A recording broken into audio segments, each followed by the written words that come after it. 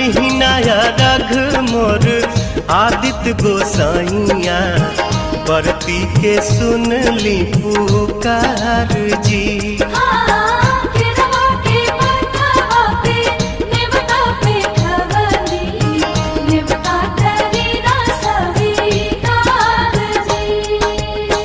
केरवा के पतावा पे न्योता पे ठवानी न्योता करीना स्वीकार जी।